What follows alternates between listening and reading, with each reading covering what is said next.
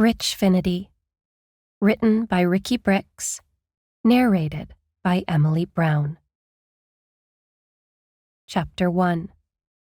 Kevin woke up on the couch to the television set playing YouTube motivational videos. He couldn't open his eyes immediately, so he just laid there, stuck, for 15 minutes in a trance. He had an excellent reason to be this tired, he thought to himself with a chuckle, as he reminisced on being in the presence of a stunning, long-legged, curvy hips, intelligent bombshell. Sheila was an incredibly accomplished and astonishing woman that he had the pleasure of getting to know all too well last night. He chuckled to himself again, feeling accomplished. Beep, beep, beep. His alarm went off. He decided to ignore it and shoved the phone off the bed, nearly shattering the screen on his brand-new iPhone. He heard the crash, but refused to even dedicate 1 second of his attention to it, because he was just about to get to the good part of his wet dream. He licked his lips as he pictured being with Sheila all night. As he had been pursuing Sheila for days, he considered it justified and felt no guilt for the sense of fulfillment he felt now. His hands ran down the center of Sheila's back, landed on her plump cheeks as he gripped firmly and squeezed. He pulled her in closer until her chest was up against his hairy chest. Then he placed his lips on hers, sucking Sheila's lower lips gently, then tightening gradually but lightly. He moved his tongue left to right, as if he was trying to massage her lips with his tongue. Then he bit Sheila's bottom lips gently, but just enough for Sheila to feel a second of intense tingling, then pulled away from her face. Sheila leaned back in for more. She grabbed Kevin's shirt and pulled him into her. She stroked the back of his head with her petite hands and repeated everything Kevin did, but with her own twist. Sheila was a goddess, and she hadn't been touched in almost a year since her separation from her wealthy husband, Victor Torres. She was given half of the Digitech Group, the company they built together, an estimated $500 million conglomerate. Recently, the status of her marriage had her in the spotlight a little more than Sheila would like to be, as she was a bit of an introvert, even though she was an extraordinarily beautiful woman. Sheila had to focus on the transition of Digitech, and she wasn't going to give Kevin the time of day, no matter how many times he had asked her out, or how handsome he looked in his Armani suits. But Sheila started to see a difference in Kevin. It's as if he got more intriguing overnight. She started considering a date after growing wary of Kevin asking her out. Besides, she already made him wait 9 months. Kevin was the owner of the marketing firm that handles her company's marketing and content curation. He worshipped her. She was a master, and Kevin was delighted to be in her presence. He ripped her shirt open, exposing her huge bosom. Sheila assisted him and tugged on the sleeves of her shirt with her fingertips, helping her designer shirt to slide swiftly down her silky smooth skin, like water in the shower. She threw the blouse to the floor as Kevin reached to undo her Victoria's Secret bra. Kevin was just about to caress her breast. Beep, beep, beep. His alarm went off again. He slowly rolled over to pick up the phone from the ground below. He wiped his face so he could see his phone screen clearly. He felt the device vibrating like an earthquake in his palm. It's his business partner, William, calling. He answered the call. Hey, buddy. Long night? Kevin and Will both laughed awkwardly. Well, it's 12:30 in the afternoon. I already took care of the Smith meeting. They agreed to pay us an extra $1 million and up their marketing budget another $10 million annually. You're a genius, Kevin. How did you know it would work? Said William. I can't tell my secrets, Will. Then you wouldn't need to be my business partner anymore, said Kevin. They both laughed awkwardly again. "I thought you said you'd be in the office by 11 this morning. What happened?" asked William. "Well," answered Kevin, "I was up having sex with the most attractive woman I've ever seen. I got home at 2 a.m. and just rolled over to turn off my alarm when you called. I'll be in the office in 20 minutes. I'm walking down the stairs now." Kevin hung up, rolled over, and went right back to sleep. 5 minutes later, Kevin finally managed to get up. He stumbled into the shower, did his skincare routine, got dressed, and walked toward a massive garage door. He shoved the door open, and not too long after, he was standing in an 8-car garage, looking at 6 well-kept exotic cars and 2 empty parking spots. But instead of being thankful for his current 6 dream cars sitting in his custom-built garage, Kevin couldn't help but think of the 2 cars he really wanted to buy to complete his 8-car collection. The cars he wanted since he was a child were a 1962 Ferrari 250 GTO, because he saw it in a movie with Helena Harper, his adopted mom who passed away, and a Ford Mustang GT from the 1960s. He's only seen the car in a magazine and liked the look of the vehicle. When Kevin found out the car was in fact extremely rare and could cost over $1 million, he knew he had to have it one day to feel accomplished. Kevin now owned 6 cars for his Zero exotic rental car business as a side hustle. Zero came highly recommended in his circles of new rich friends.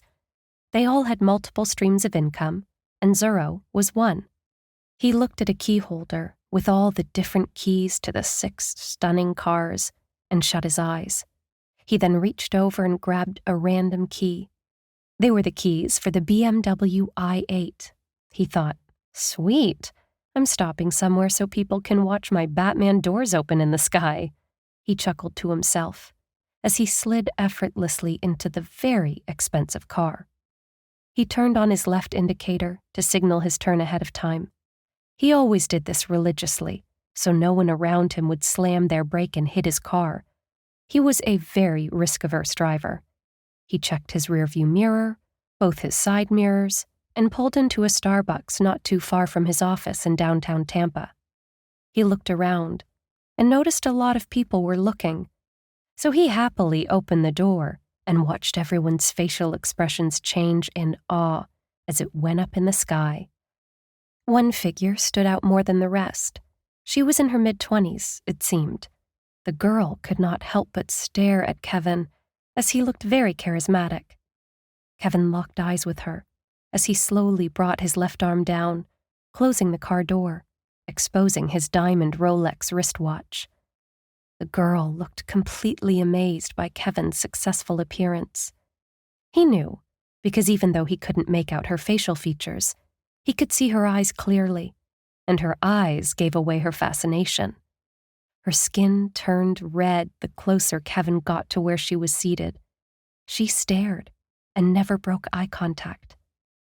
As Kevin got closer, he noticed she was sitting with a short, stubby guy in his mid to late 40s. They looked like it was an intimate meeting. They definitely have the resemblance of a couple in love, thought Kevin, since she was wearing what seems to be a $30,000 Tiffany diamond ring on her wedding finger, and the guy wore a wedding band on his left ring finger. They were also holding hands. She still locked eyes with Kevin, and seemed to have completely checked out of the conversation she was having with her male companion prior to seeing Kevin. As he got closer, Kevin realized that the figure he had been looking at was none other than his ex-girlfriend, Heather Hepburn, who told him that he would never be anything in life during the last conversation they had 5 years ago. She then dumped him for an accountant named Ted that made $100,000 per year. Kevin thought to himself, "How funny is this, huh, Kevin? She must feel stupid she dumped me. Me? What a great day! She can't stop looking at my car.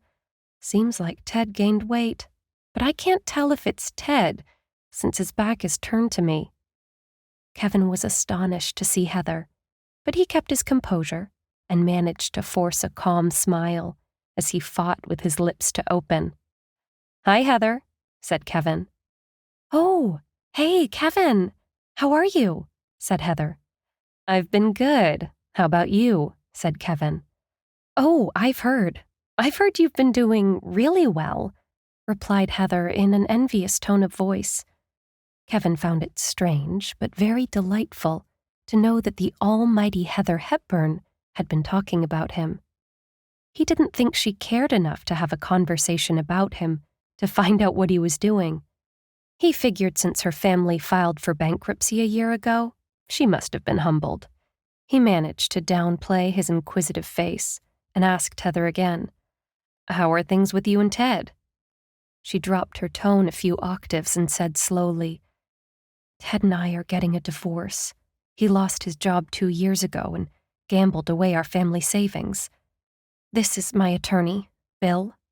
She held her head down and pulled her hands away from Bill's grasp, as Bill awkwardly raised his hand to shake Kevin's hand. "Hi, I'm Bill Rawlings, divorce attorney." Kevin shook the extended hand and said, "Hi, I'm Kevin Zane," as he hurriedly released Bill's hand. "Nice seeing you, Heather. Best of luck." Kevin saw the pitiful look on Heather's face. Her eyes looked like that of a beaten dog. He couldn't help but feel bad for her situation, but quickly remembered that Heather was a monster that crushed him. It took 2 years to get over her.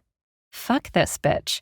You deserve it, he thought to himself as he quickly said goodbye and hurried away inside. He walked in and ordered a vanilla cappuccino, his favorite drink, then used the side door to get out so he wouldn't have to make further contact with Heather and Bill on the way out. Definitely dodged a bullet with Heather's sketchy ass, Kevin thought to himself as he chuckled while walking back to his car. Kevin pulled up to his office at 2:57 p.m. exactly. He spent the next 3 minutes fidgeting with his vehicle registration and the other contents of his BMW i8's tiny glove box. He exited the vehicle, hopped on the elevator, and used his access card to open the massive doors on the 34th floor. He walked into his office and looked at the beautiful ocean view below and wondered what it would be like to be on the 50th floor. He'd been up there to chat with Sheila, Victor Torres, and his friends who work with Digitech on occasions, but always wondered how he would feel staring at the ocean and the city from the 50th floor every day. Feeling a sense of accomplishment, he then flashed back briefly to his poor childhood. "Hey, buddy, finally made it, huh?" His chain of thoughts was interrupted by the voice of James. James is the chief of operations for William and Kevin's company, Star Marketing Pros, LLC. James came from a long background of executives and had many connections due to his family's history in town. He's been working with SMP for 2 years now. That's only 1 year after the company was founded. James brought millions in revenue to the company, so it's always a pleasure when Kevin hears or sees him.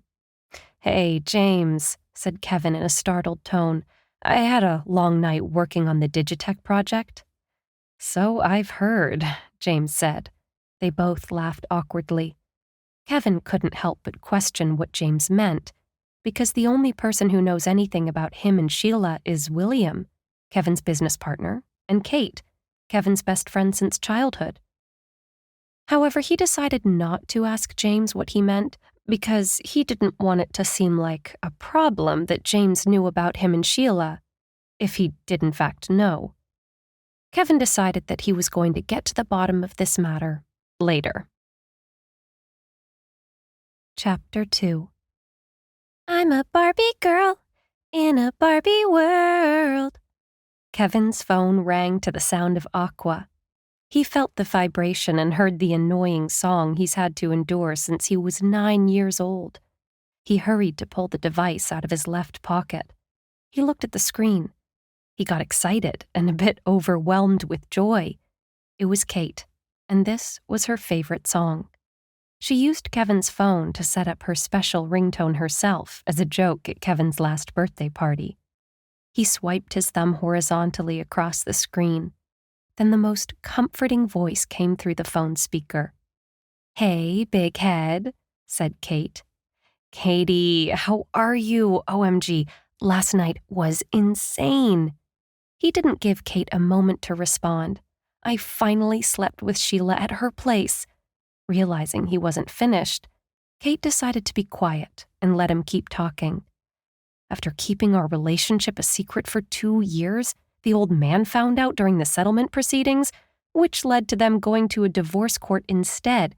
Then, for the last 9 months, we've only been texting each other, dodging the press, and pretending like we don't love each other so she could get what she was owed by that pig.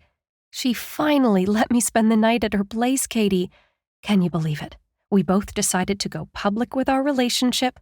It took me 7 days of constantly asking, but I did it. I'm so pumped, Katie." "OMG, congrats! Kevin, I'm so happy for you guys," Kate said with genuine enthusiasm for Kevin and Sheila's news.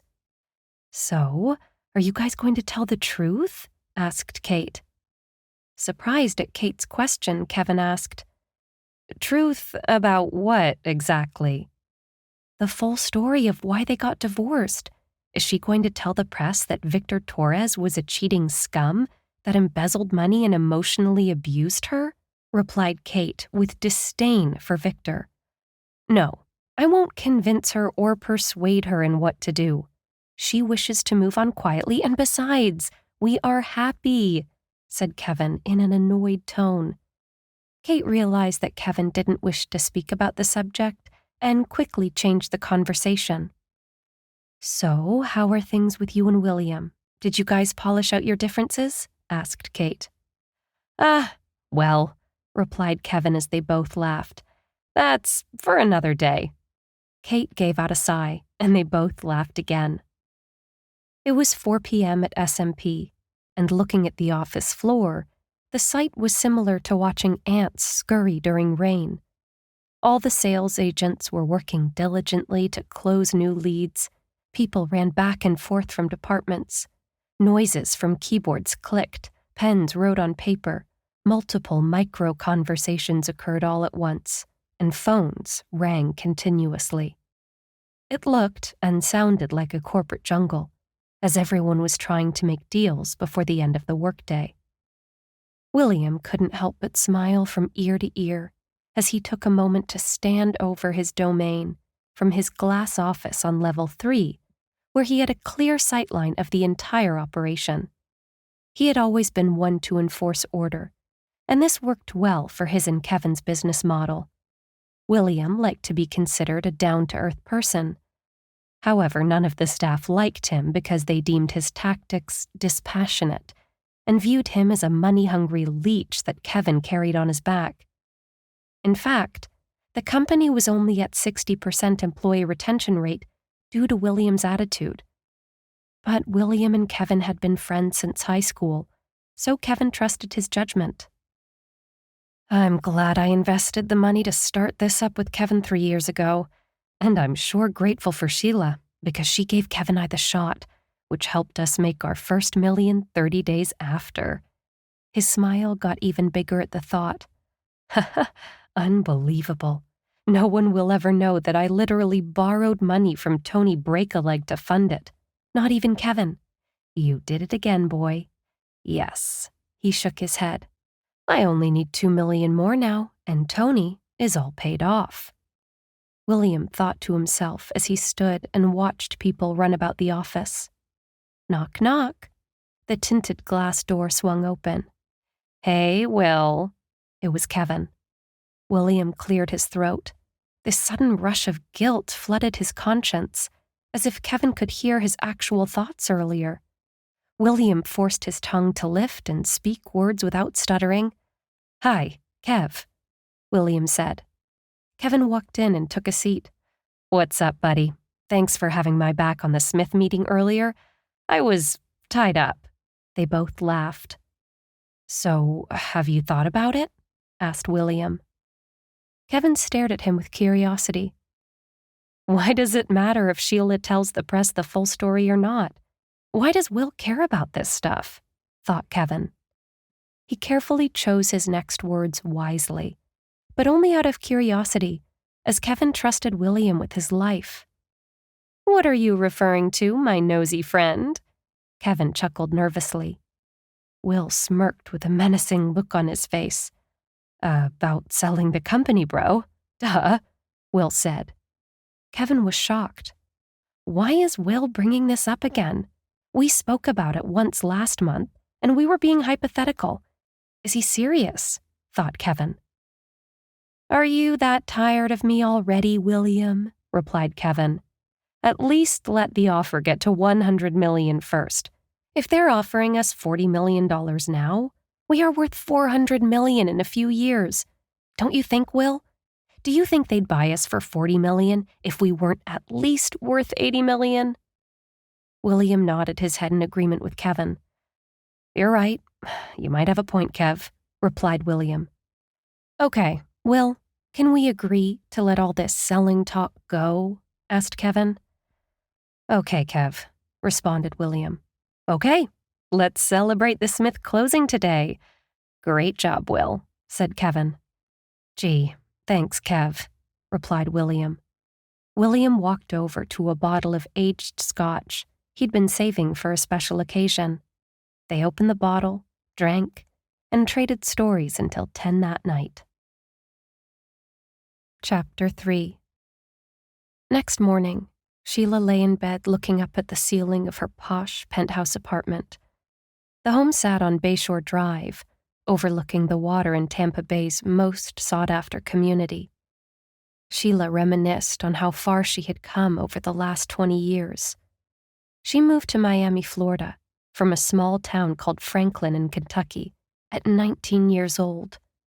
She turned the $1,000 that she saved to pay for the hotel stay for a week in Miami into a $500 million empire. Sheila came from humble beginnings and always had a drive within her to be successful. She convinced her then 21-year-old boyfriend, now her ex-husband Vic, to move with her out of state. Vic's family were well off, but didn't like the thought of their only son dating the likes of 19-year-old Sheila Burns, a country girl with hardly any education and unconnected to any generational wealth. Victor had always been stubborn and resisted his parents' input on his and Sheila's relationship. Barbara and John Torres were much-ado people. They inherited their money and never had to spend a day working to earn it. However, they maintained their wealth with the help of overpriced financial advisors. They were worth $20 million. Vic's parents, Barbara and John, decided to teach Vic a lesson and cut him off financially. Vic took the blow as devastating as possible, but he had Sheila to encourage him and motivate him. So when Sheila told him she was leaving Franklin, Kentucky with or without him, he feared losing the love of his life. The thought of Sheila leaving for good without him and finding some other stud didn't sit well with Vic. So he decided to move with her out of state, even though they had no money or any place to go. The young couple set out for Miami, Florida on a Greyhound bus. 2 days later, they arrived in Miami, and Sheila found a job working at a real estate firm as a broker's assistant a week later. Vic found a job about 3 months after Sheila did, filming business conferences for small companies. Sheila worked hard and soon found favor from the brokerage team who encouraged her to get a real estate license. She studied for her state exam, and after 3 years and 5 attempts, she finally passed her real estate state exam. She worked directly under her broker, Marcellus Reeves, for the next 6 months, and quickly became the top producer in the office within those 6 months. Sheila was very beautiful and charismatic, so she made friends easily, and soon she made very powerful friends that helped her to connect with the city's largest developers. She was getting exclusive listings for entire newly developed communities within her first 12 months. Sheila made her first $1 million within 4 years of moving to Miami. Now, at 23 years old, she was already the richest person in her family ever. Vic had a rocky start and bounced from company to company. But in doing this, he learned a lot about businesses and what made them thrive. He was convinced that he had what it took to run his own business, as he felt that most of his employers were absolute morons. He came up with the idea to buy an existing business after researching for 3 years, but he didn't have the necessary funds. He took his idea to Sheila, and after much convincing, they bought their first business. "Congratulations, you're the proud owners of a rundown laundromat," mocked Brenda Baker, the lady at the title office that was conducting the closing on the couple's newly purchased business. Sheila couldn't help but wonder if she had made a horrible decision. But she believed in Vic, and she didn't care that she spent her entire life savings of $500,000 investing in Vic's dream. At that moment, the couple decided to let Vic do the marketing, and Sheila would focus on the day-to-day operations. They would live upstairs above the laundromat to save money. That's how Sheila and Victor moved to Tampa, May 15, 2007. Vic and Sheila turned the rundown laundromat into a $2.5 million annual revenue business within 18 months and expanded to 9 more locations across the United States. Sheila and Vic had an eye for opportunity, and they kept looking for more businesses to buy. Over the next 5 years, Sheila and Vic bought 10 more businesses, from apartment buildings to software startups, taking their net worth from $1,000 just 9 years prior to a whopping $100 million in January 2016. In February 2016, Digitech was born. The couple merged their many business ventures under one umbrella and launched Digitech. Digitech was now responsible for launching successful dating apps and other software that brought the company to a $300 million evaluation in 2017, then to a $500 million evaluation by 2019. The couple were high on life. Sheila wanted to start a family, but Vic didn't want to have kids. This became a huge argument one night on June 21, 2019. Vic stormed out of the couple's Bel Air mansion in California. Sheila flew back to Tampa, Florida, alone that night on the couple's private jet. As she wiped her tears, dreading that anyone would ask her what's the matter, she quickly put her Versace shades on and marched off the beautiful aircraft. She tried to call Vic to tell him she had just made it home safe from the 5-hour flight, but Vic didn't answer. A young female voice answered Vic's phone instead. "Hello," said the voice. "Who is this?" asked Sheila. The voice said, "I'm Taylor, Vic's girlfriend." Sheila dropped the phone and wept. Victor destroyed her. Sheila felt like it was better Vic took her heart from her chest and ran it over with a tractor.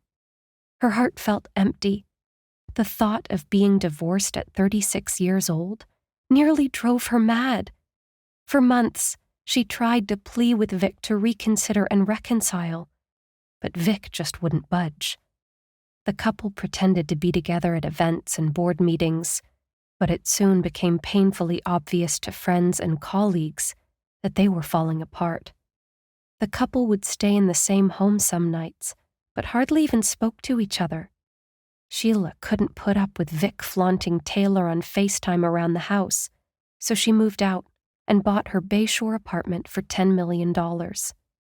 Sheila met Kevin in 2019 as a young 27-year-old kid trying to launch a marketing company. He always came to the 50th floor and made conversation with the staff, and eventually her. She took a liking to Kevin and decided to let him do her marketing for a small new project she was working on at the time. The project was a success, and Sheila offered him the role of primary marketing company for the Digitech Group a year later. As she laid in bed, her mind flashed back to Kevin. She was happy she met him. "Oh, Kevin Zane, you lucky dog. How did you get me to love again?" "Oh, MG, I love him." Sheila surprised herself in that moment.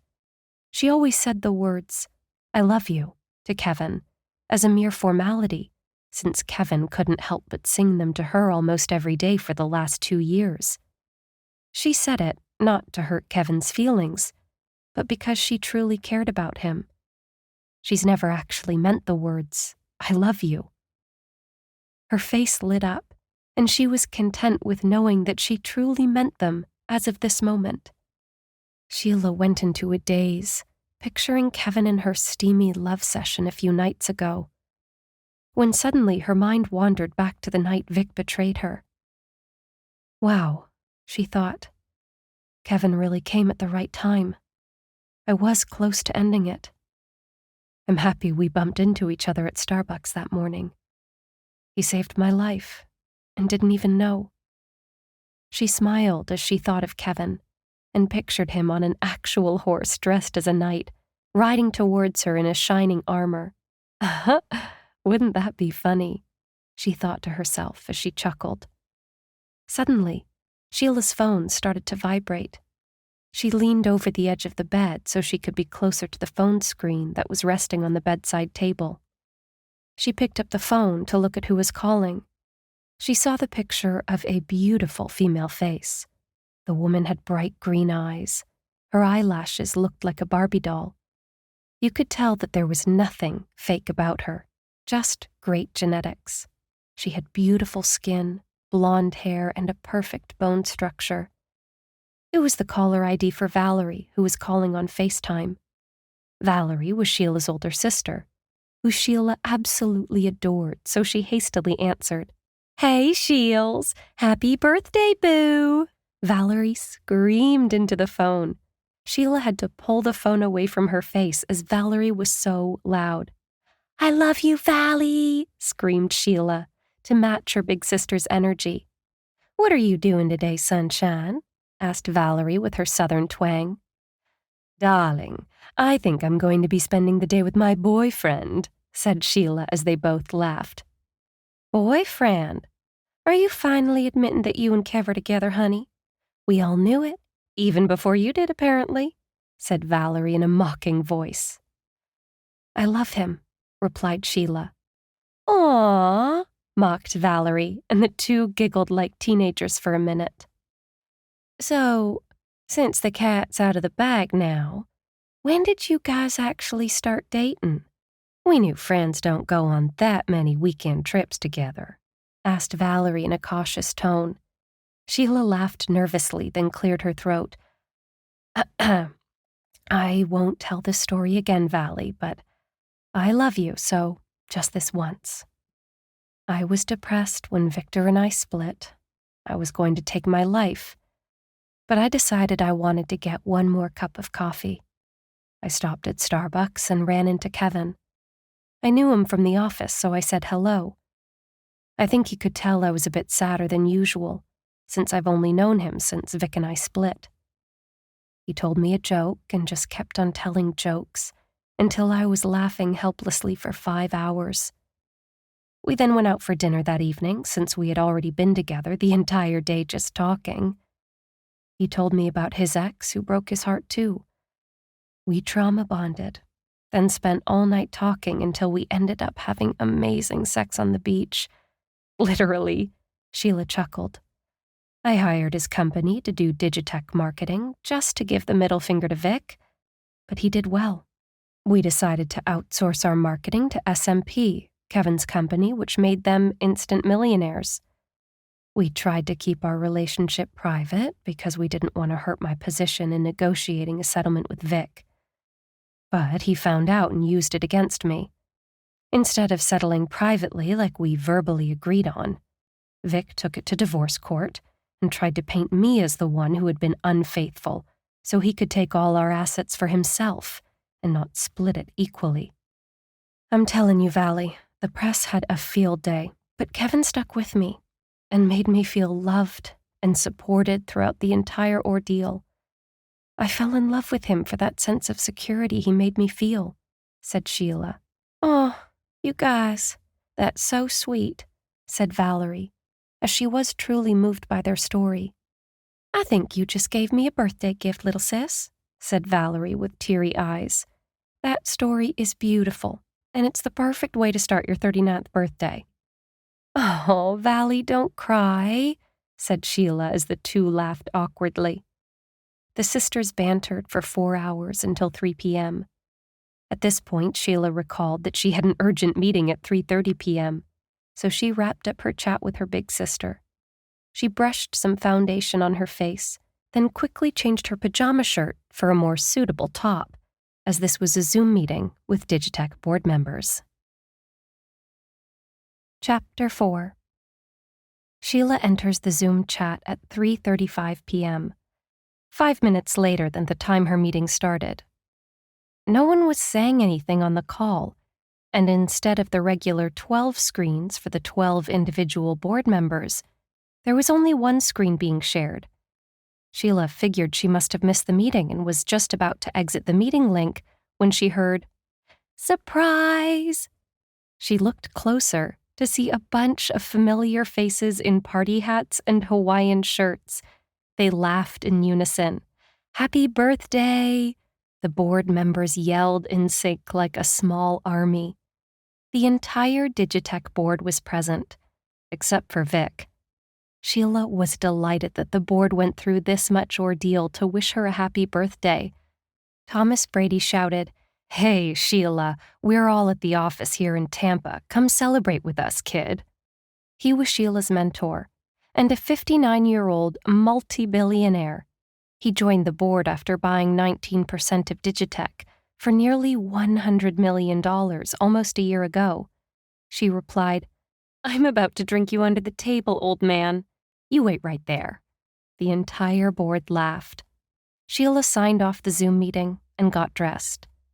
Sheila was a conservative person that didn't believe in being flashy, but she did believe in comfort, so she spent top dollar on her home and her Rolls-Royce. She called her driver Jim to pick her up at the door of the building in 10 minutes. Jim pulled up the Rolls-Royce and carefully parked the vehicle. He looked at the time displayed on the screen. He was 5 minutes early, as he was already waiting in the car on his boss Sheila. He opened his door, stood on the opposite side of the impressive automobile, and waited with the door open for the former Ms. Torres, who recently changed her name back to Burns. As he stood, awaiting Sheila's arrival, he heard a bang. He looked almost immediately in the direction the sound came from with military alertness. It was just the garbage truck slamming the metal dumpster back on the blacktop surface. Jim was startled, but relieved he didn't have to react. He was a trained killer for the United States Army for 20 years and had been working with the Torres family for the last 6 years. He remained Sheila's driver after the divorce. A different doorman stood at the building entrance today. Jim wondered why the sudden change and what happened to George, his friend for the last 3 years. George had been working this job as the doorman for 2710 Bayshore Place for the last 30 years and never missed a day of work since August 3rd, 2005, the day his wife died. He figured he'd call George as soon as he dropped off Ms. Sheila Burns at the office downtown. This garbage truck is taking longer than usual to move along. How many times are they going to lift the same dumpster and try to get whatever is stuck in it? Jim thought to himself. This driver is an absolute lunatic. Jim tried to get a good look at the occupants of the garbage truck, but couldn't see their faces for some reason. That's why I drive cars. I'd be annoyed if I had to shake dirty dumpsters all day. His internal ranting was interrupted by the sight of Miss Sheila's smiling face, walking out the huge doors of 2710 Bayshore Place. Sheila had a smile from ear to ear, as if she was having the most splendid day. Jim noticed her glow and couldn't help but to give her a compliment. He hadn't seen her smile this much since December in 2018, when her deceased father, Jamie, visited her for the last time, just 5 months before he died suddenly of a heart attack. "Good day, Ms. Burns," Jim said as he tilted his hat and nodded his head. "Happy birthday. You are absolutely glowing," Jim said with a pleased smile, reminding Sheila of how her dad used to look at her when he was proud of her or happy for her. "Thanks, Jim. I feel great," she said joyfully as she sat in the very comfortable car seat. Jim closed the door slowly with a pleasant smile on his face and walked back to the driver's side of the vehicle and placed his right hand on the door handle to open the door. He had barely got the door open when suddenly he heard an explosion. Boom! He looked around and noticed that the new doorman was holding a gun and aiming it in the direction of Miss Sheila. Bang! Bang! He fired twice more. Jim drove away and dodged behind the vehicle. He was about to hold his head up when he heard rapid fire, like the sound of multiple automatic weapons. The gunshots were coming from the direction the garbage truck was parked. He crept behind the tire of the empty Mercedes-Benz G-Wagon, parked directly across from Miss Sheila's Rolls-Royce, as bullets hit the vehicle like hailstones on a metal roof. He shoved his head under the G-Wagon to get a good look at the shooters. Certainly enough, Jim confirmed that the gunshots were indeed coming from 2 masked men that were in the garbage truck earlier, directly across the street. Jim slammed the driver door shut and yelled to Sheila, "Stay down, Miss Sheila. They're trying to kill you." Poor Sheila was terrified. She screamed her lungs out as the bullets made a menacing sound, bouncing off the sides of the vehicle in 2 separate directions at once. They sounded like thunderbolts hitting the vehicle over and over. Jim managed to pull his firearm and returned fire in the direction of the 2 shooters as soon as they stopped firing to reload their weapons. The 2 shooters in the garbage truck, who were now standing outside of the truck in the middle of the intersection, dove out of the way of Jim's bullets. Jim seized the opportunity to stand up and fire 3 rounds directly in the direction of the shooter, posing to be a doorman in the opposite direction. He hit the shooter dressed as the doorman in the left leg and then in the chest. Jim quickly opened the door to the Rolls-Royce, slipped in, and stepped on the gas. Barely even closing the door as he drove away to the sound of high-powered weaponry hitting the bulletproof Rolls-Royce windows. "Keep your head down, Miss Sheila." Jim frantically looked back at Sheila's terrified face, then at the road ahead of him in succession. Sheila didn't dare disobey and kept her head down all the way to the police station. Within 20 minutes, from the time of the incident, every news outlet had the story running on repeat across America, from TMZ to Bay News 9, the local news channel in Tampa, Florida. Sheila's entire life changed, all in a matter of 45 seconds. Thanks to Jim's training and quick thinking, she was alive, but she felt restless as she tried to wrap her head around the idea that somebody wanted her dead. She replayed every conversation with everyone she had ever spoken to over the last 39 years, yet she could not put a face to the person who would wish her such an unfortunate fate.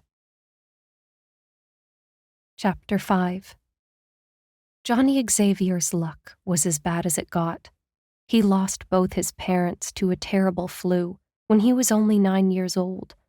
With no other living family member, he was placed in foster care, but he ended up with Lorena Bishop, a caregiver he hated with a passion. The woman was awful to Johnny and the other orphans. She worked them hard during the days and didn't send them to school. She only gave them dinner 2 nights per week and a hard-boiled egg every morning for breakfast. After 3 years of enduring her torment, young Johnny plotted to run away with his 8 friends and face life on their own on the tough streets of New York City. The boys banded together and figured out how to eat by picking the pockets of any unsuspecting tourists they came across in the city. 4 years later, they graduated from picking pockets to running numbers. Then, by the time Johnny was in his early 20s, they graduated from running the numbers racket to peddling alcohol and heroin. The gang swiftly developed a reputation for being brutal to their enemies and recruited any outcast that needed a home. Their name was spoken with reverence by the end of the 1930s, and with the utmost respect for the leader, Johnny Xavier, as he was just a man, but brutal. Johnny Xavier stood at 6 feet tall. He was slender, stern, and deadly. He was the founding member of the Snakeheads gang in New York City back in 1932. He had a kid with his 20-year-old wife, Suzanne DeLucci, in 1952. The couple named him Billy Xavier. They had another son a year later and named him Jack Xavier. Billy was extremely book-smart and had a knack for numbers. He didn't want to be a gangster like his father. Since Billy was a good kid, his almost 65-year-old dad, Johnny, helped him to start a little print shop in 1970. Billy was 18 years old and had a lot of passion for journalism. 1 year later, he partnered with a young editor named Patrick James, then turned the print shop into a newspaper. The pair then took that newspaper to a $5 billion media business over the next 21 years. Billy met his wife, Sarah Bellucci, in the winter of 1989. 3 years later, they got married at the Plaza Hotel on the Upper East Side of New York. The couple's wedding was the talk of the town, and everyone who was somebody in New York was there that day, from the mayor of the city to Hollywood celebrities. Sarah got pregnant with a kid and decided she wanted to leave the city for a much quieter life. Billy and Sarah left New York on August 17, 1992, for Florida to give birth to their child. The couple settled on a lavish estate in Palm Beach and had twin boys, Peter and Thomas Xavier, in the spring of 1993. The boys were born with identical birthmarks on their backs. The marks were the same shape as a crescent moon. A few summers later, the Xavier family were vacationing in the Caribbean, on the family yacht with their 2-year-old twin boys. They were just off the coast of Key West, Florida, when they ran into a storm. The vessel capsized, and the boys were found floating together in a life jacket when they were saved by the Coast Guard. But unfortunately, Billy and Sarah Xavier didn't make it. They disappeared without a trace. With no idea of the twin boys' identity, the Coast Guard handed the boys off to the local authorities, and they were then later placed in separate foster homes in 1996. Peter was placed with Bethany and Harry Smith, a wealthy family from Jacksonville, Florida, that had a business across the state of Florida. Bethany couldn't have any kids of her own, so the couple decided to adopt a son. Thomas was placed with Gloria and Tony Stride, a middle-class family from Tampa, Florida. The couple weren't rich and could hardly afford to make ends meet sometimes, but they loved Thomas like their own flesh and blood. One day, Tony was on his way home from work when his car got hit by a drunk driver. Tony died on the spot. Gloria and their adopted son were left without a breadwinner. Gloria soon lost the family home to debt collectors and was bouncing from couch to couch with her 5-year-old adopted son, Thomas, now named Tony Stride Jr., by Gloria and Tony Stride when they adopted him, since he didn't have a name. Gloria fell into a deep depression, mourning the loss of Tony for 2 years. She soon got ill and died from a brain aneurysm related to stress. 6-year-old little Tony was again left with no parents. He was placed in foster care again for the second time. A few months later, he was adopted by a single woman named Helena Harper. Helena was a teacher and worked with young children with disabilities. She loved Tony from the day she met him, and Tony adored her. The two had an unorthodox relationship, as Helena believed that kids are little people, and they should have a right to decide what they want. This theory resulted in Tony changing his name to Kevin Harper, since he liked the name Kevin and he wanted to have the same last name as Helena, who gave him the option to pick any name he wanted to be called. Helena kept her promise to Tony and legally changed his name to Kevin. They loved each other and lived very happily for the next 3 years. She taught him how to read, how to ride a bike. They went to theme parks and watched every Disney movie. It was them against the world. Fate had other plans for Kevin. The poor kid couldn't catch a break.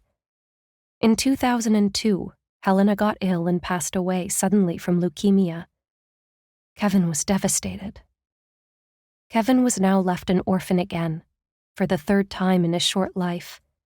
He bounced around from orphanage to orphanage for a year, until he ended up in a program for gifted pupils. A few months later, he was adopted again by Tina and Victor. The couple were college professors who ran into Kevin at a chess tournament and developed a fascination with him. They adopted Kevin, changed his last name, and he spent the remainder of his childhood living with them on a farm on the outskirts of Tampa Bay, Florida. Chapter 6. It's 4 p.m. on Friday afternoon. Kevin just got back from running errands. He dropped off a car for Zero pickup to a renter. His Uber just dropped him home, and he raced to the television set eagerly. He wanted to watch the remaining few minutes of the basketball game that was on now. He drank way too much scotch with Will the night before at the office, but luckily he didn't have any meetings today, except for the car rental that got booked unexpectedly about 1 hour ago. Kevin's car delivery guy, Mike, had the day off, so Kevin personally delivered the vehicle to the client. He had to leave the game to do his Zero check-in on time to keep his 5-star host status on the app. Finally, Kevin thought as he sat down to immerse himself in the game. Suzanne DeLucci's Xavier was on the television. Suzanne was a billionaire who inherited her wealth from her son, Billy Xavier's passing nearly 3 decades ago. All the news media were covering her birthday bash, as she had just turned 91 years old, and her son Jack own the majority shares of the Metropolitan Media Company, the largest media company in the country. If I owned all the channels, then all my birthdays would be on the TV too, no matter who wants to watch or not, Kevin thought to himself. The birthday clip stopped, and they cut to a commercial break. Kevin just wanted to see what the score was for the game. He didn't watch television frequently, not even the game for that matter, but he made a bet with Will that the Miami Heat were going to win against the Orlando Magic. They bet $25,000 on this game, and Kevin didn't want to lose. Not only would he lose his $25,000, but he'd also lose his VIP parking spot for a month at the office. Kevin hated nothing more than losing, and parking one of his exotic cars where other cars are parked, close enough to accidentally scratch his paint or bang up his cars with their doors. The game came back on, and the Heat were up 11 points in the last minute of the fourth quarter. Kevin was happy. It was going in his favor. Suddenly, the game was interrupted by Nancy Davis, a well-known news reporter in the Tampa Bay area. Breaking news. Sheila Burns had an attempted assassination on her life today, just outside of her Florida residence. 200 rounds were fired at her Rolls-Royce car. She managed to escape unscathed. Kevin wiped his eyes, because he simply couldn't believe what he was seeing. It was a picture of Sheila's bullet-riddled Rolls-Royce on the television. The windows looked as if birds had been pecking at it with metal beaks. The car was almost unrecognizable. Kevin's heart sank.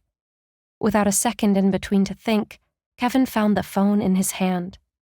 Ring, ring. The screen had a picture of Sheila. He was already calling Sheila's phone unconsciously. It felt like something was taking control of his body. His heartbeats started racing with each other, with each one faster than the previous. Cold shivers rushed through his veins. He felt the pulsation in his forehead. It was rage. Kevin felt intoxicating rage. In between each pause of the annoying ringing sound, he could feel his rage building, just inflating like a balloon before it explodes. Finally, the ringing stopped abruptly. He heard the most amazing voice on the other end of the line. "Hey, baby, I'm okay." It was Sheila. She knew Kevin was calling her because he saw the news. It was everywhere, and everyone wanted to reach out to see if she was okay. Sheila meant to call Kevin, but he was the furthest thing from her mind, as she was still dealing with the shock of going through such a traumatic experience 20 minutes ago. Besides, her phone was ringing like a hotline for shopaholics calling the Home Shopping Network on a Friday night in the 90s. She'd hardly had time to process everything that just transpired. "I'm okay. A little shaken up, but okay," Sheila said. She repeated those words at least 49 times before, but figured she'd repeat them again for the 50th time in the last 20 minutes for Kevin. "Babe, I just saw the news. What the heck's going on? Why are people shooting at you?" Kevin asked in a concerned tone. "I don't know," replied Sheila. "I never did anything to anyone. I don't know why somebody would want me dead." Sheila couldn't help but crying after the thought of her death flashed through her mind. "Where are you now, baby?" asked Kevin. He just wanted to see Sheila, to hug her, and be close to his woman in her time of need. "The cops have me in a secure location. I don't know where I am, but they told me I can't give out my location to anyone, at least not until they figure out what's going on." Sheila responded, then she broke down crying again. Beep. The call got disconnected, and just like that, Sheila was off the phone. Kevin tried to call back 11 times in a row, but to no avail. Sheila's phone went straight to voicemail. Kevin was having a rough day. He tried calling Sheila on numerous occasions but had no luck. It's now 10 p.m. on Friday night, and he just got the news that the car he rented out earlier today was stolen. The renter parked his 2022 Lamborghini Aventador outside the Hard Rock Casino for a few hours. He came back outside, and the car had been stolen. He told Kevin that he spent the entire afternoon looking for the car with the valet, but ended up having to call the cops and report the matter. Kevin was on the phone with the insurance company now, going over the details. The television was on Channel 9. He wanted to keep updated on what was happening with Sheila, since the story was everywhere. He couldn't help but feel helpless, since he didn't have a clue what was going on with her, and he hadn't been having any luck getting in touch by calling her. Nancy Davis was on the television again. "Updates in the case of Tampa Bay businesswoman Sheila Burns." Kevin immediately focused on the television. "Detectives identified the dead shooter as Mike Janofsky, 22-year-old male. The other two suspects remain at large. They were last seen in a black sports car at the Pegasus Palms on 57 Southdale Mabry Road at around 4 p.m.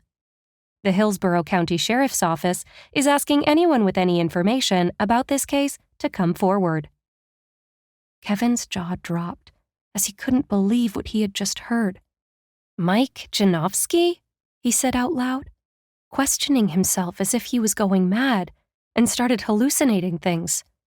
Mike Janofsky is Kevin's Zuro delivery guy, who is out on his day off today. He's been working with Kevin for almost a year as his Zuro exotic car rentals delivery driver. Mike picked up and dropped off the cars for Kevin and charged him $4,000 per month. I pay Mike well. Why is he mixed up in this with Sheila? Kevin questioned himself. Still in disbelief, he figured he heard wrong. Kevin decided to call Mike. Ring, ring. It went to voicemail. Yo, Mike. Mike, can you hear me? Kevin hung up, since he realized it was Mike's voicemail box. He called again and again, but no answer. Kevin concluded that Mike Janofsky on the news and his Mike Janofsky were the same person. Still in shock, Kevin tried to call Sheila again. Chapter 7. It was Monday morning at the office, and everyone was back to business as usual. Kevin was still a bit stressed out from the events that unfolded over the past weekend. He sat in his office chair thinking, as he was still trying to wrap his head around what's going on. Knock, knock. His secretary Annabelle peeked her head in to announce the arrival of one Detective Bravura. The detective pushed the office door behind her and stormed in without notice. "Are you Kevin Zane?" asked Detective Bravura. "Yes, I am," responded Kevin. "What do you know about the attempted murder of Sheila Burns?" asked the detective with a stern face. It was almost as if he was implying Kevin was already guilty and connected to the case. "I don't know anything about this, sir," responded Kevin. "I saw on the television like everyone else and immediately called Sheila after." Detective Bravura slowly walked to the edge of Kevin's desk and leaned over with the most disgusted expression on his face. "That's not what everyone else is saying," he said. Kevin was shocked at the words he just heard. "Whoa, what's that supposed to mean?" asked Kevin in total disbelief. "Your business partner, William Ruskin, confirmed that Mike Janowski is indeed an employee of yours? Where were you between 3 p.m. to 4 p.m. last Friday?" asked the detective. "I was delivering a car for my Zero rental, sir. Mike had the day off, so I had to do it myself. You can confirm it with my renter. I'll show you the timestamp and the renter's info in the Zero app messages, sir," Kevin said in a nervous tone. He was taken aback by the accusation that was being made by this detective. Is he mad? Why would I harm Sheila? I love her, Kevin thought to himself. "That would help, actually," said the detective as he slowly raised his body back up from leaning over Kevin's desk. "Do you have that information ready?" he asked Kevin. "Yes, it's here on my phone." Kevin picked up his phone that was laying on his desk and pulled up the Zero app and handed the phone to the detective. "I don't see anything about a trip on Friday here, sir," the detective said, with the most confused look on his face as he turned the phone around for Kevin to see the screen. Kevin couldn't believe what he was seeing. The app didn't show the rental. Quickly thinking, Kevin said, "The car got stolen, so the renter had to cancel the trip, but you can check the police report that was made the same evening." Detective Bravura looked angry, as if he was being stung by 1,000 bees and just wanted to scream from the pain. "That's mighty convenient, huh?" he said in a sarcastic tone. Kevin tried his hardest not to faint on the floor beneath his chair, because he'd never even received a parking ticket before. Yet here he was being accused of conspiring to kill the woman he loved? Check the record, sir. I assure you, it's in your system," said Kevin. He was now even more confused than before the detective walked through his office door. "We'll see," said the detective as he stormed out of Kevin's office and slammed the door shut behind him. Kevin sat in his chair for 30 minutes after the detective left, just thinking, trying to collect his thoughts. He needed a coffee, as he felt an instant headache coming on. He walked through the door of his office and took the stairs down to the main entrance of the 34th floor. As he made his way to the elevator, he could hear the entire office go silent. Employees were staring at him, while some whispered to each other. He could tell that they were talking about the incident that happened over the weekend. He picked up the pace so he could quickly get out of the building. 20 minutes later, Kevin was sitting in his car with a cup of vanilla cappuccino. His head didn't feel much better, but he couldn't help thinking about Sheila and wondered how she was doing since he hadn't heard a word from her since Friday afternoon when they got disconnected. He decided to call her once again, even though he'd been calling her all weekend with no answer. Ring, ring. Her phone rang. Sheila picked up. "Hey, baby, I've been trying to call you all weekend," said Kevin, excited to finally hear Sheila's voice. "I don't know why," responded Sheila in a cold tone. "You tried to kill me, you piece of shit." "What?" responded Kevin in complete shock. "Why would I do that?" he asked. He felt like the world around him had gone mad. "I don't know why, but the cops will find out. Please do not call me ever again. I don't want to speak to you or see you," Sheila replied. Then she hung up. Just like that, Kevin's world had been turned upside down. First the crazy cop, Detective Bravura, and now Sheila? What am I missing? Thought Kevin.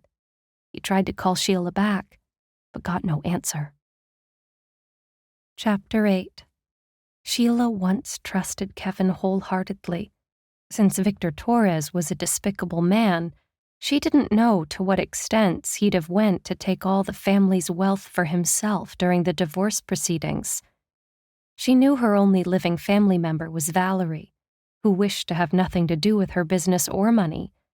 So Sheila made Valerie the beneficiary and appointed Kevin as trustee of her irrevocable trust in the case she died or couldn't function herself. She wished to leave Valerie with her $50 million savings and grant him power of attorney, executor of the estate, and trustee of the trust. In other words, he'd be very powerful. Kevin only shared this information with 4 people: his adopted parents, Tina and Victor Zane, his business partner William, and Kate, his best friend. He trusted all these people wholeheartedly, since he had known them almost his entire life. However, the cops arrested him, and he was currently being held in an interrogation room, being accused of conspiracy to commit murder based on the fact that he would benefit from Sheila's death, since she had appointed him trustee. "Are you ready to confess?" asked Detective Bravura. "We know you did it," said Detective Angela Stone. She was a strikingly beautiful woman with long red hair, smooth, well-tanned skin, light blue eyes, perfectly symmetrical face, and the physique of a personal trainer. Kevin first thought she seemed completely out of place as an officer, but her aggressive demeanor quickly revealed her true character. "You're the only person who would benefit from this, outside of her sister, and I don't see any reason to believe her sister is involved in this situation," said Detective Stone. "Give us a confession so we can wrap this up and go grab some donuts," she chuckled and looked over at Detective Bravura with a smile on her face, as if they had an inside joke that Kevin missed. "I'd like to speak with my attorney," said Kevin. Both detectives looked at each other with frustrated looks on their faces as they got up from around the interrogation table, made their way to the door behind them, opened it, and left the room. Kevin waited alone for 1 hour in the room. He sat, helplessly staring at the tiny glass at the top of the door, wondering if he'd ever get to walk through them again. He was just about to give up hope of sleeping in his own bed again when the door swung open and his attorney, Phil Blake, walked in. "Kevin, did you say anything?" asked Phil. "No, I didn't," responded Kevin.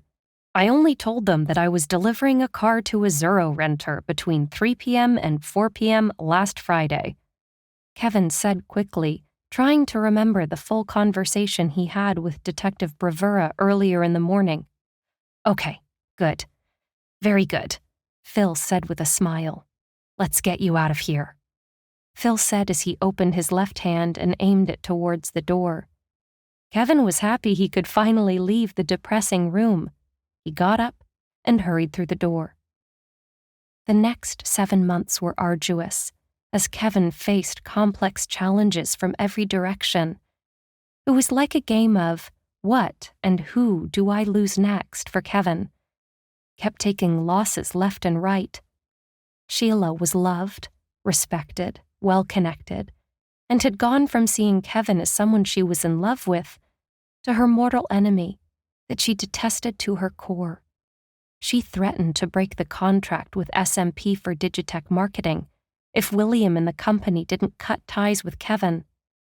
At first, William pushed back, but finally gave in a week later after losing 90% of the SMP clientele.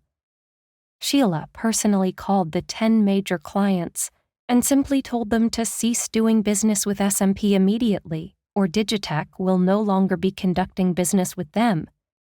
Within 48 hours, all the SMP clients left, except for the Smith Family Industrial Group, who remained with the company and offered to renew their annual contract ahead of time, as they were still pleased with the service they were receiving from S&P. William and Kevin agreed it was best to cut ties for the sake of the company. All Kevin's accounts were frozen a month later, and the state opened an investigation about money laundering at S&P. Unable to pay any bills, Kevin lost all his investments, from the cars to his custom-made home, his real estate portfolio, and his stock portfolio. He was flat broke and just got evicted from his own home. As he sat penniless on the curb outside of what used to be his luxurious home, he couldn't help but cry. The tears streamed down his cheeks like a waterfall as he made the comparison between his life before and his current situation.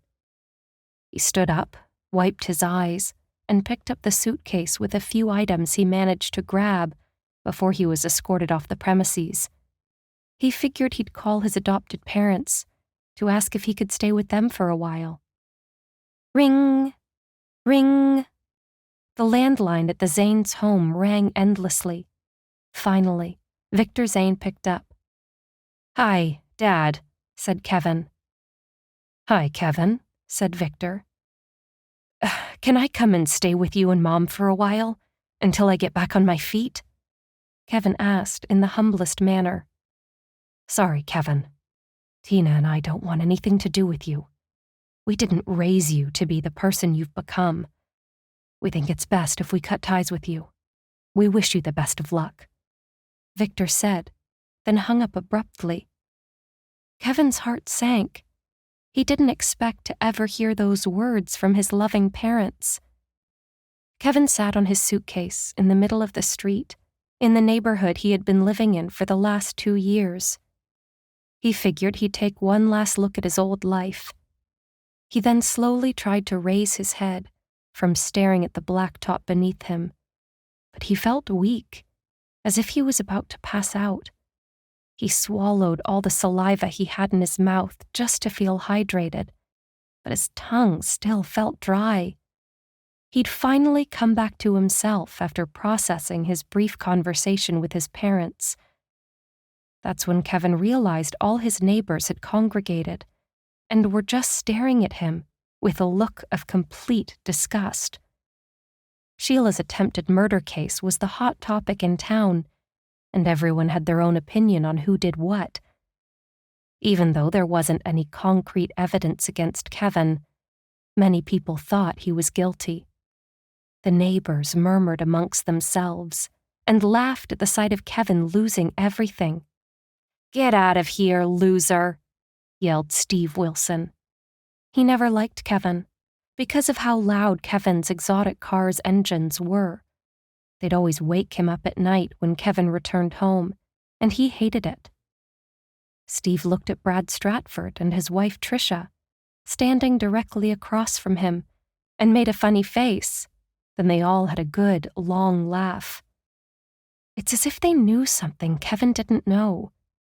He felt as if he was sitting naked outside after a cold shower, as they took turns mocking him. He decided to ignore them. Kevin looked around to take a mental picture, just one last time. Then he pulled his suitcase away in embarrassment. A horn honked twice, brakes screeched, and the sound of the bus engine throttled. "Next stop, downtown Tampa," said the driver over the speaker. Kevin was at the bus station 20 miles away from his old neighborhood. He sat pondering the future of his life. He knew he couldn't call William, as he'd been questioning Will's integrity for the last 6 months. Will was too quick to cut ties with me. It only took him 7 days to decide to screw me over, thought Kevin to himself. He decided to call Kate, the only person he knew would have his back. Ring. Ring. No answer. Kevin continued to call until it became painfully apparent that his beloved Katie wasn't intending on picking up. Chapter 9. Kevin was so tired he fell asleep at the bus station. He had barely slept in the last 3 days from the anxiety of his impending eviction. He spent the time pacing the hallways and exhausting his contact list, trying to find anyone that would help him with some cash. He had been sleeping at the bus stop all night and woke in the morning to an old lady sitting next to him. She was humming a song that sounded familiar, but he couldn't recall the name. Kevin fought with his eyelids to open. They felt as if someone placed a dumbbell on them. They were so heavy. He finally got them open and connected the face with the humming. The old lady had the most comforting smile on her face. For a brief moment, Kevin forgot he was lying at a bus stop. After fully processing his surroundings, Kevin managed to raise his aching body from the cold concrete slabs to sit upright. He stretched his arms toward the sky to flex his muscles in hopes of relieving the slight ache, then gave out a yawn. "Well rested, sir?" asked the old lady in a slightly mocking voice. "As best as I can be," replied Kevin. He knew she was being sarcastic, but couldn't help but smile as her face was so pleasant. Kevin recalled he had a suitcase and phone in his possession last night before he fell asleep. "I better check if they're still here," he thought to himself as he ran his palms over his pants pockets to scan for the shape of his phone. He confirmed he had his phone, then looked down to see if his suitcase was also where he left it. "Looking for something?" said the old lady. She could tell that Kevin was searching for a missing item by his facial expression. Kevin's jaws dropped, his skin turned pale, and his eyes were open so wide you could hardly see his pupils. He didn't hear the old lady, as he was in shock that his suitcase was gone. It swiftly felt as if the suitcase was a figment of his imagination. It was nowhere to be found. He searched for the suitcase with the old lady's help, until they concluded it was gone. During their chat, Kevin learned that her name was Kerr. She was a pleasant old lady, and they got to know a lot about each other, as they traded stories for the next hour. Kerr told Kevin that she never had children, and her only living relative was her nephew Dylan. He took very good care of her, but his wife, Susie, wasn't fond of Kerr. He explained the events of the last 8 months to the old lady, until her bus came, and she left. Alone again, Kevin tried to call Kate a few more times, but he grew less optimistic with each attempt. It was clear that Kate wanted nothing to do with him. He finally decided to move from where he had been sitting for the last 5 hours, so no one he knew would recognize him while driving by. He then wandered the streets of Tampa that day, trying to figure out what his next move would be.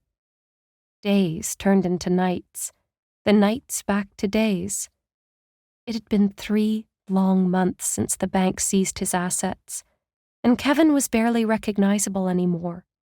His days as the well-groomed, high-fashion-wearing, exotic-car-driving millionaire were now behind him and felt like a distant memory. His beard grew long, and his clothes turned to rags.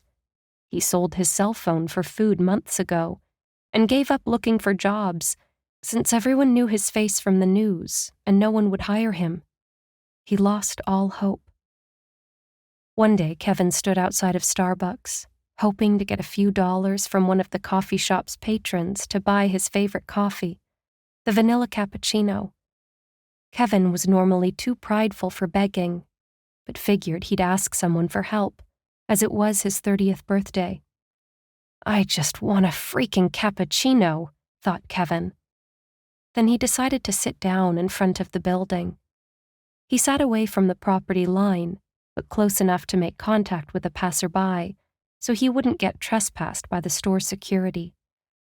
He sat humbly with an empty cup that he scribbled the words, "It's my birthday" on.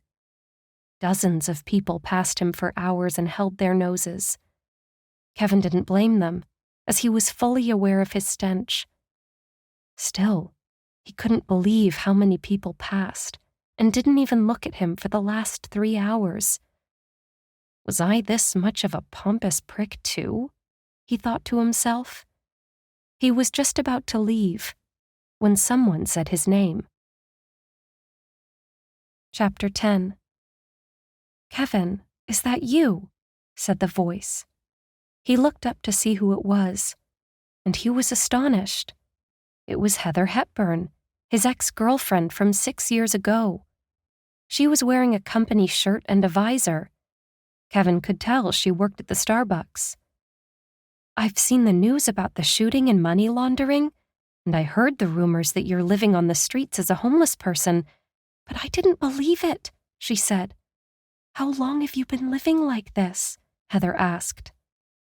"I've been on the streets for 3 months," responded Kevin.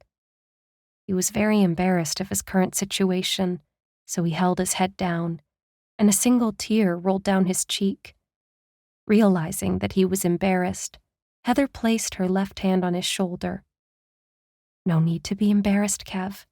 I know how it feels to fall from grace." She held her shirt close to where the company logo was and tugged on the garment so he could see the logo lifting. "Definitely not my dream job to be a barista, serving coffee drinks all day to these uptight people. But if life hands you lemons, you make lemonade, right?" she said with a smile. Kevin didn't know why Heather was being nice to him, since he avoided her like the plague when he last saw her almost a year ago. He appreciated her words, and he couldn't help but cry again. "Don't cry," said Heather. "Come inside. Come get a coffee on the house." Kevin eagerly got up from where he sat, then slowly made his way inside behind Heather. Everyone stared at him with disgust. He could tell they were thinking, "Why is the homeless guy inside here?" But he didn't care. He was just happy to be getting his vanilla cappuccino. He sat in a corner of the coffee shop and enjoyed his cappuccino. He finished the coffee, got up, then waved goodbye to Heather and walked out the door. He was almost a block away when he heard his name being shouted. "Kevin! Kevin!" It was Heather again. She chased him down and was almost out of breath by the time she caught up with him. "Do you want to come stay at my place?" Heather asked with a smile on her face and the most concerned look. "I don't want to be of any inconvenience to you," Kevin responded. "No, you won't bother at all. I live alone in a studio apartment just a few blocks from the shop. You can sleep on the couch until you get on your feet," said Heather. Kevin thought about it for a split second, then weighed his options and quickly said yes, as he figured this might be his only chance to get off the street. He followed Heather back to her job and waited until the end of her shift. Then they both went back to Heather's apartment. It was about 8 p.m. Heather shoved the door open and said, "Welcome to my mansion," then gave out a quick chuckle. He realized it was a very tiny place, but Kevin couldn't be happier to have a place to stay. He hugged Heather, squeezed her, and thanked her. "OMG, Kev, we need to get you a bath," said Heather, and walked Kevin to the bathroom. She gave him a clean towel and brought him a razor so he could shave his face. Kevin sat on the toilet and couldn't help but sigh. He felt an instant relief, as if he had just won the lottery. He cried silently for 5 minutes, then got up and proceeded to groom himself. About 45 minutes later, Kevin was still in the bathroom. "Are you okay in there?" yelled Heather. "Yes, I am," responded Kevin. He opened the door and walked out with a towel wrapped around his lower body. "Do you have sweatpants and a clean shirt?" he asked Heather in a low tone of voice. "Yes, I do have something I think that will fit you," Heather replied. She made her way to the dresser, rummaged through the clothing, and pulled out a shirt and baggy sweatpants. "Here you go," she said, and handed the outfit to Kevin. He went back to the bathroom and came back out in 5 minutes. Heather looked at Kevin as he emerged from the bathroom. Her cheeks gradually turned red. She had a twinkle in her eyes as if she'd just seen her favorite celebrity. Wow, there you are. Welcome back, Mr. Zane, she said with her brightest smile. Her mouth was opened so wide, it almost looked like her jaw had totally disappeared. Kevin was happy to see her look at him like that. He hadn't been looked at in that way for many months. He was pleased and became very self-aware. "Oh, stop it, Heather," he said nervously. Then they both chuckled awkwardly for a few seconds. "I have some Chinese food from last night. We can heat it up and catch the news update at 8:30. Then I'll let you go to sleep. I must be up at 7 a.m. for work tomorrow morning," said Heather. "Okay, that's fine," replied Kevin, then sat on the couch and waited for the food, as he was starving. The next morning at 6:30 a.m., Heather made breakfast for herself and Kevin, who was sound asleep, then left for work. She left him 2 $100 bills with an envelope on top. Kevin saw that the envelope had the words, "Read me," written on it, so he opened it and proceeded to read Heather's note. "Even though you looked awesome in my clothes last night, here's $200. Buy some clothes for yourself today." Kevin quickly ate his eggs, grabbed the $200, and dashed out the door. It was about 10 a.m., and he was happy to start his new life. Chapter 11. Kevin was conscious of the fact he needed to prioritize saving money, so he decided to walk everywhere instead of paying for transportation. He walked 10 miles to a mom-and-pop thrift store that was going out of business and spent $50. He only bought $1 items. He got 20 outfits and a solid black pair of tennis shoes, even though it took him 4 hours to find decent clothes in the multitudes of used clothing that were on sale. Kevin couldn't have been prouder of himself finding such a great deal. He then walked to the phone store not too far from the thrift shop and got an older iPhone through a sale they were running that day for $30. On the way home from leveling up his life, Kevin couldn't contain his gratitude for Heather, so he stopped at another store and bought Heather a thank you card and a box of her favorite candy with $10 and saved the remaining $110. By the time he finally made it back to Heather's apartment, it was already 10 p.m. He started to feel anxious about being so late, but forced through his anxiety. One foot after the other, he slowly walked up to the apartment door and stood there. His heart was beating like a marching band. He raised his hand to knock effortlessly, but deep within he was afraid Heather wouldn't answer. "Knock, knock." Kevin knocked and stepped back. It took Heather just a few seconds to open the door, but every second felt like an eternity for Kevin. "Hey, how was your day?" Heather asked with an instant smile as she pulled the door towards her. Kevin couldn't help but feel relieved. "It was good. I got you something," he quickly replied, then handed her the card he'd been holding and a gift-wrapped package. "I just wanted to say thank you," he said. He held his head down and could hardly look Heather directly in the eyes. "Oh, Kev, you didn't have to," she replied as she held her arms open to hug Kevin. He gladly welcomed her embrace. "Come in," Heather said, while gesturing with her hands to walk forward. He walked in, then placed his bags next to the couch. He was just about to sit down. "OMG, Kevin, you remembered!" Heather shouted with childlike joy.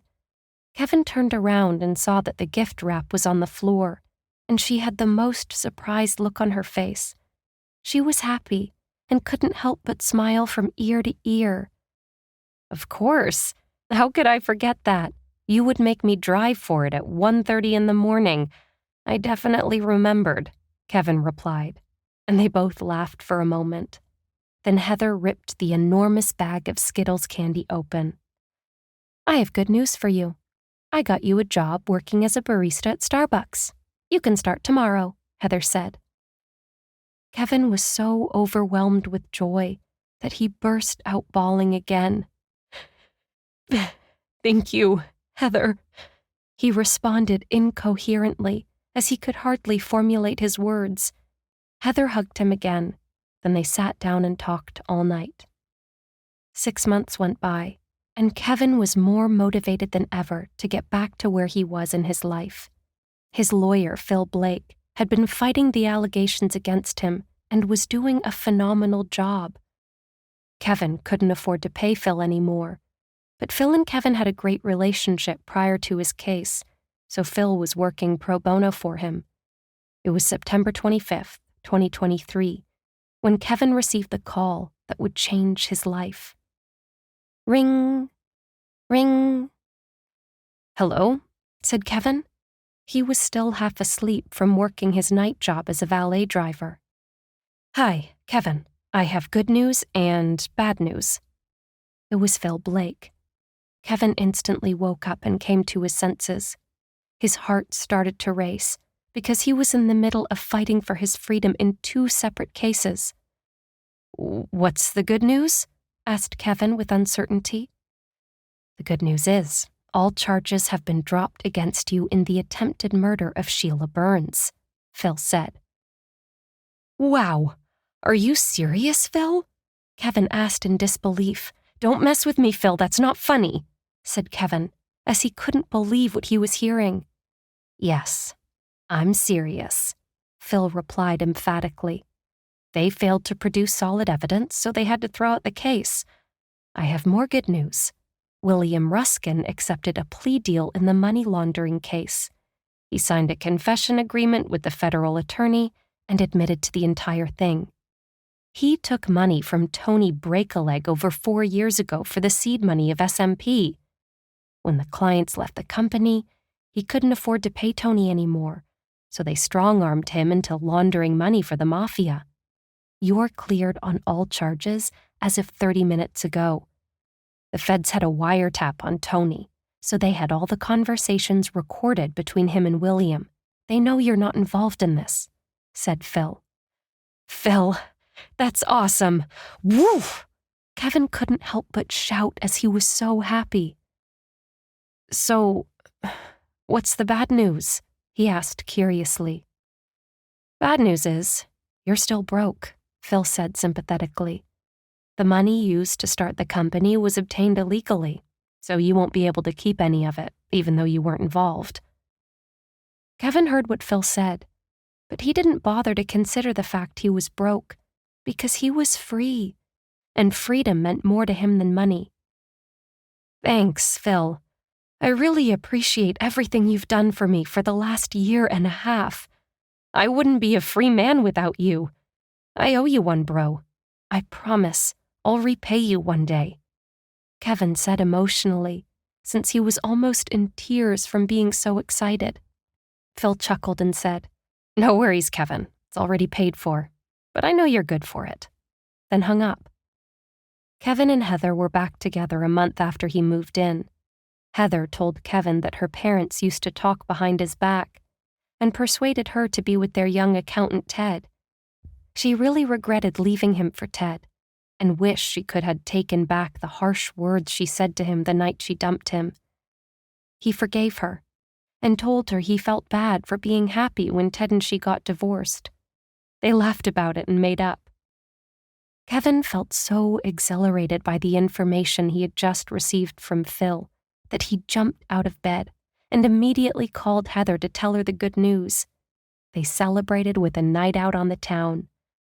By the next day, every news media in the country was playing the story. He became a huge sensation literally overnight. Everyone who remembered him from working the drive-thru at Starbucks had instant bragging rights. Kevin managed to get 3 new clients from his connections he made working at Starbucks within a month for his freelance marketing service after his name was cleared. He also amassed a large social media following. Everyone was intrigued by his story. Chapter 12. Kevin had to file bankruptcy. He tried to settle with the creditors, but it was just too many debts to pay. He figured it would be way quicker to file bankruptcy and start a limited liability company, LLC, and buy things with business credit. He went to sunbiz.org on his iPhone and created his LLC. It only cost him $160. which Heather paid with her card, and he gave her the cash back. He had to wait 2 weeks until the LLC was registered with the state and got posted as public information. So he went to the bank and started a personal account to deposit all his paychecks from Starbucks in the meantime. Kevin also applied for a secured credit card and put $200 on the card and personally backed the card with his money. He wasn't having any luck getting a business line of credit or a business credit card. Kevin only started his LLC, so the bank would eventually offer him a credit card, and that would be good for his business credit. He knew it would take a while to rebuild his personal credit, so he decided to build his business credit first. Kevin toiled diligently. He was determined to get his old life back. He worked so hard that he'd only get 4 hours sleep on most nights. He was working 2 jobs and his own freelance marketing business. Within 3 months, he managed to save a sum of money. He used a quarter of the $10,000 he managed to save and hired Peter Knight. Peter was a skilled business attorney, so Kevin sought his counsel with his new business. Peter advised Kevin to purchase a shelf company. The reason for buying a shelf corporation is to obtain a business credit history without building it from scratch. By purchasing an aged corporation that has had time to mature, it makes it easier to apply for business lines of credit or other business financing, Peter said. Wow, Peter, I didn't know there was a shortcut to getting rich, Kevin replied, and they both laughed. Peter was recommended to Kevin by Phil, so Kevin was confident Phil wouldn't steer him wrong. So he used $5,000 to purchase a shell company as recommended. Peter then advised Kevin to keep the EIN and all the existing business credit, and only change the name of the company. Kevin listened, and only changed the name of the business to Zane Marketing. He opened a business bank account 2 weeks later, and deposited all his checks from his 3 new clients into the account for a few months. 3 months later, he went into the bank and applied for a business credit card. Then a week later, a business line of credit. He received a business credit card in the mail days later, with a $50,000 spending limit and no interest for 18 months. A week later, he received a call from the branch manager at the bank, informing him that he'd been extended $250,000 line of credit at a 10% interest rate.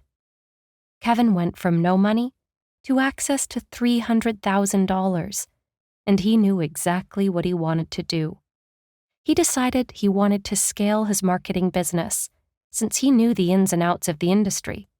So he allocated a $50,000 budget to client acquisition. He set up social media campaigns and hired a company to create a great click funnel. This helped his business to boom. He received many leads and converted majority into paying clients. Kevin outsourced all his marketing workload to freelancers from Fiverr for a fraction of the cost and pocketed the rest. He had no overhead and didn't have to do anything after he made the money, except click a few buttons and let his virtual assistant handle the rest. Within 6 months, he had a client list of 50 companies, spending between $10,000 to $1 million on their monthly marketing budget with Zane Marketing.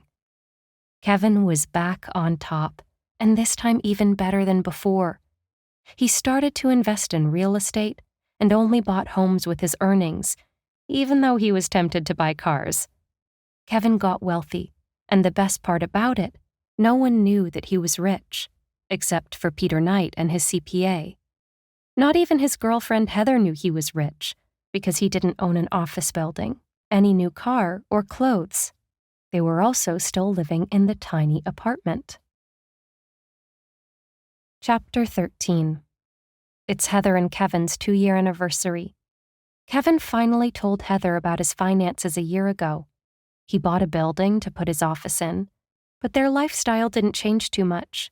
They bought a condo on the water because Heather loved the beach, and Kevin wanted to give her something she always wanted. So he surprised her with a condo on their 1-year anniversary. He told Heather they'll tell anyone that asks them about the condo that they're just staying there for a friend named Joe. Joe is overseas in China working for 3 years. Kevin didn't have his face or name on anything. He bought everything through a corporation, and no one knew he owned his marketing company, because all his clients found Zane marketing online. He wanted to be quiet about his income. Heather agreed to the ridiculous story, since she just wanted the new condo. It was Friday morning at the office. We've really been in a good space, Kevin thought to himself, as he sat and contemplated proposing to Heather. He bought a princess-cut diamond engagement ring and planned on proposing later that evening. He had his legs laid on his office desk, and the chair leaned back, staring at the ring as he held it up to his face, inspecting the diamond. Kevin only kept a tiny janitor's closet on the 5th floor for an office space for himself, and rented out the remaining spaces in the building to multiple major companies. No one knew he owned the building, as they paid the rent virtually. He suddenly heard a bang on the door. It was so loud, Kevin jumped in fright and almost fell off his cheap chair. "Knock, knock." "Who is it?" yelled Kevin in a surprised tone. "Hey, janitor, I need a new roll of toilet paper in the men's bathroom." The knock was Richard Reynolds from the 10th floor. He knew all too well that Kevin's office was not the janitor's door, but he did it once a day to be funny. Richard didn't know Kevin owned the building, but they still had a great relationship, and it was an inside joke. "Very funny, Richie," Kevin said sarcastically. Then they both laughed. "Are you going to take my advice on proposing to your girlfriend?" asked Richard. "Yes, I plan on doing it tonight. I'm still nervous. I don't feel like it's time yet for some reason. But she's been hinting, so I know I have to shit or get off the pot," said Kevin, and they both laughed again. "Good luck, buddy. Hope it goes well," said Richard, and walked off. Kevin turned on the tiny television hanging in his office. He wanted to catch the morning news. Sheila's case was still a hot topic since it came out that her sister Valerie Burns was the one who tried to kill her. The news had been running the story for the last 11 months. Valerie and her boyfriend Jake lost their home in a fire. The home was not insured and they were homeless. Jake took it to heart and turned to drugs for an escape. He got addicted and got in bed with some mean drug dealers. The deal was simple. They gave him drugs on consignment, and he paid them when he sold the drugs. Jake did it so that he could keep using without paying. He was robbed by gangsters and lost the drugs and the money. He tried to leave town with Valerie, but the drug dealers caught them. They were going to kill Valerie and Jake, but then found out that Valerie had a wealthy sister, and she was the beneficiary to a $50 million trust. They convinced her to kill her sister Sheila and split the money with them 50-50. Mike Janowski was a part of the gang. They sent him to Florida to get close to Sheila, but he had no luck. Instead, he took the opportunity to work for Kevin so they can pin Sheila's murder on him. This would allow Valerie to get away with the murder and get the money to split with the gang. The gang leader and his right-hand man were caught and charged with the attempted murder of Sheila. They told on Valerie to get a lighter sentence. Today, the judge would make a verdict, so Kevin had to tune in, out of curiosity. Nancy Davis was on the television interrupting the sports update. Breaking news. Valerie Burns was found guilty of the attempted murder of Sheila Burns and has been sentenced to life in prison without the possibility of parole. Bay News 9 reached out to businesswoman Sheila Burns, but her legal team asked us to respect their client's privacy during this tough time.